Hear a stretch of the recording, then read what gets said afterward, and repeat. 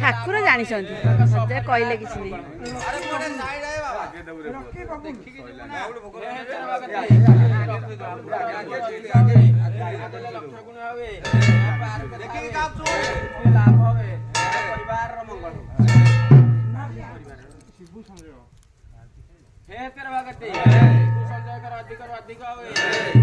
लक्ष्य गुण आरोग्य लाभ हुए।